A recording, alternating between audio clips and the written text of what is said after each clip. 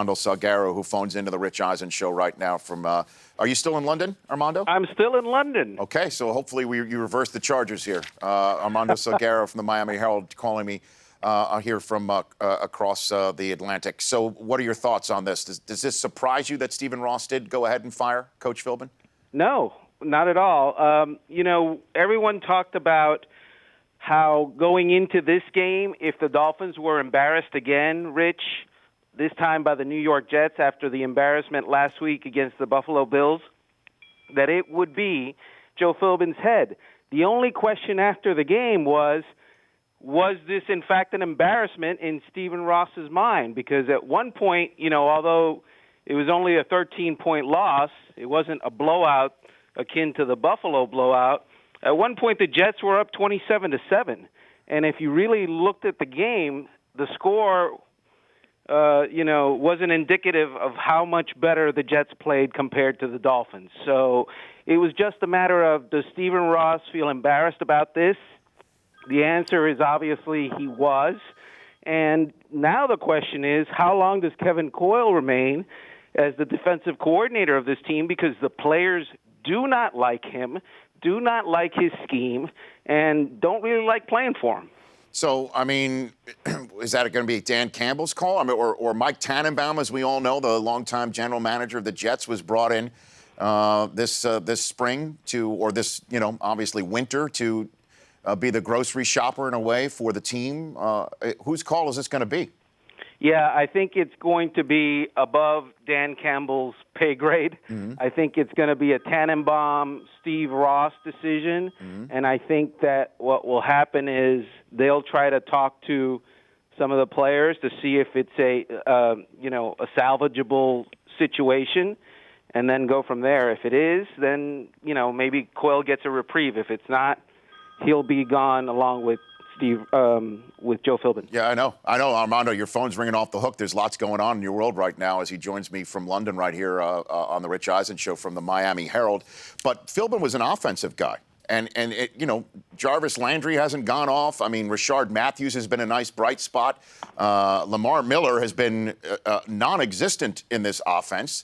What about Bill Lazor in this offense that was supposed to start putting some points on the board too? What about that? That is the great disappointment of this team. Yesterday they were 0 for 16 on third and fourth down conversions. When you are faced with the money down in the NFL, which is third down and obviously fourth down, and you can't convert ever, that's a problem for your offense, and because your playmakers are failing against their playmakers. And you got to understand, last year Bill Lazor came in, and this team averaged 9 more points a game than they did the year before. Well, then this year, through 4 games, they're back to their previous, actually they're worse off than their previous 17 points a game. These guys are going off at 14.5, 15 points a game.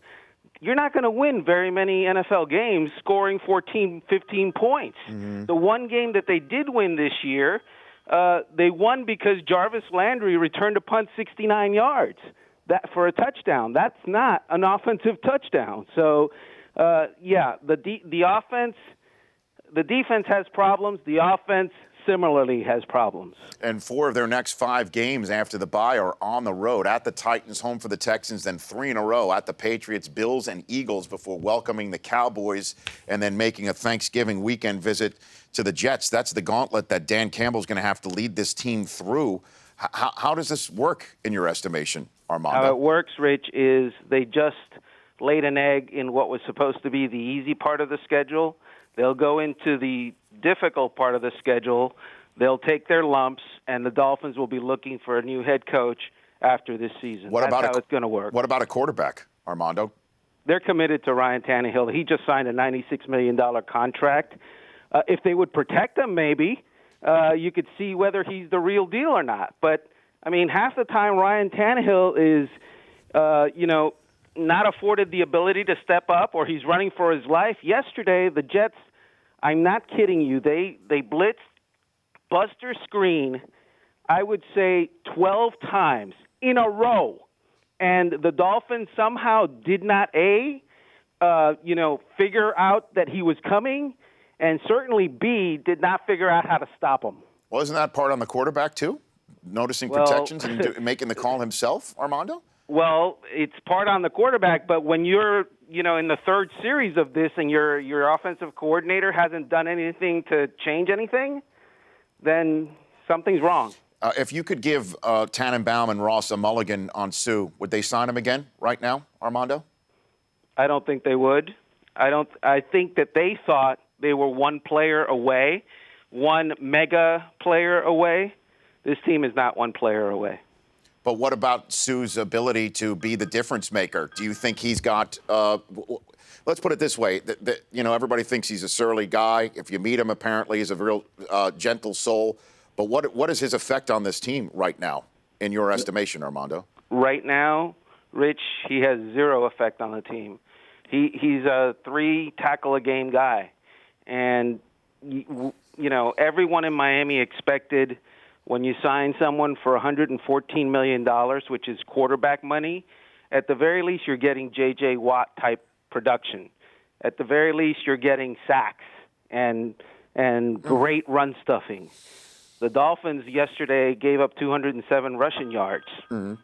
So they're not, and they have one sack on the season, and it wasn't Ndamukong Suh. Right. Last question for you, because I know that you're obviously being pulled in many different directions. I would like to give you the floor on the Joe Philbin era, where there was so much discussion about him being a young Shula. At least that's what Stephen Ross said when he was hired after Jim Harbaugh. We all know that was the apple of Stephen Ross's eye, with Harbaugh now on the campus with his name all over it, of his alma mater in Michigan.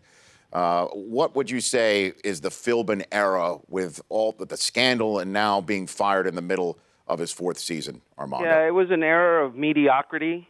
Joe Philbin was 7-9, 8-8, 8-8, and now 1-3 this year.